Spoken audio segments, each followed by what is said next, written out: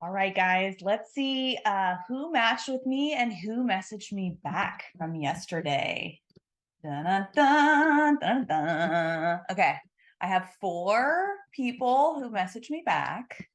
One I talked to yesterday, and she sent me like so many questions, like, a bunch of texts. So I sent a bunch of texts back and she didn't respond. And part of me was feeling like, some of what I teach my students is like, you don't need to like give her your entire life story before you get on the date. That's what the date is for, right? So I'm recognizing that I definitely, well, I gave her like as many answers as she asked, but I probably could have like held back a bit, and she hasn't responded yet. I'm not going to take it personally, although I think the natural inclination is to be like, oh my God, I failed, right? Because you're like, oh, I didn't get a response. Let me turn my heater on. But I know that not everybody checks back on the app every day. Maybe she got overwhelmed by everything I wrote. I ended with a question, but it was probably not the right question. And like when you start this, if you're doing this in dating or whatever, in the beginning, you're like going to be really clunky and awkward and ask questions that maybe you shouldn't ask and all that. So I ended with a question, because this is what I teach my clients. Have you met many friends here? And you know what? That's like a personal question. Maybe I could have like ended with something different than that, but I'm clunky. I'm new, whatever. I'm not going to beat myself up, because first of all, you don't even know. Like sometimes my clients will be like, oh my God, I said the wrong thing. She didn't respond. No, you don't even know if she saw your message. She might not have checked back on the app. Like not everybody has notifications on. I'm using Bumble on my computer, right? Because I don't want to be tied to my phone. And even if it was on my phone, I would turn off notifications so that I'm not like a slave to responding. So anyways, the first girl we talked yesterday, we kind of connected on books. And then, yeah. So the second girl, she just asked me how my week was going. And I tried to like briefly share that answer to that question, but I know that that's not like a really compelling question. And then I tried to end in a question based on something that was on her profile. That would be an easy question to answer. Haven't heard back from her either, but I'm not taking it personally.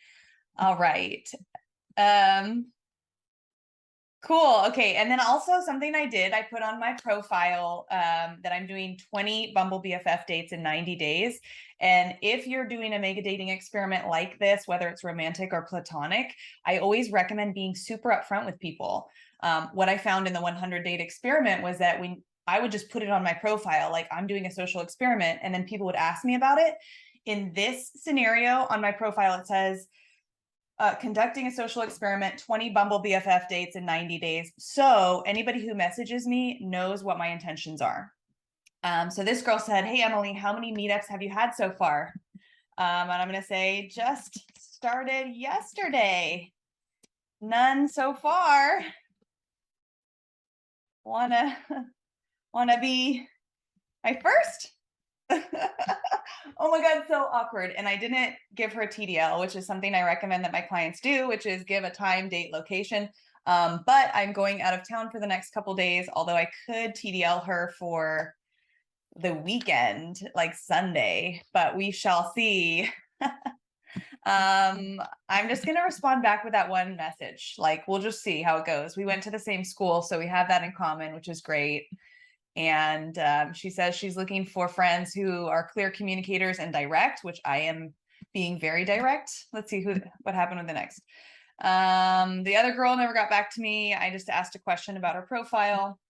No pressure. I think platonic friendship is going to be a lot harder than romantic, because at least in my opinion, like, I don't know. I just don't feel like, like sex is a need. So is human connection. But I feel like it's going to be harder to get Bumble BFF dates than it would be to get romantic dates. But we'll see how it goes. I'm going to look at meeting new people. Let's see. I like a lot when I know somebody went to the same school as me, because I know that we share like a ton of really like formative things in common. So that's something, if you're not adding your school on your profile, I think that's really important, because right off the bat, I'm like, oh, I want to match with somebody who went to my school. This person lives part-time in a different city, exploring places by foot. Yeah. I think, I don't know. So I'm just going to keep swiping, and that's boring to watch. So we don't need to film that, but yeah, we're just going to try and make it a goal to get on one Bumble BFF date. I don't know if I can do this weekend. So if you have like something coming up and you have, you want to plant the seed, right? So you'd be like, oh, there's this really cool thing that is happening, or there's this really cool place that I want to check out. So you plant the seed. And then if you can't go 3 days in advance, you just say like, we should check it out next weekend. And then 3 days before you hard close on a TDL. So you give the time, date, location. So I'm going to have to do something like that. Right now, I'm just kind of feeling it out. I feel really clunky and awkward, but I'm excited. And I think it's helpful to be super direct on my profile. So we'll see how it goes. I'll check back.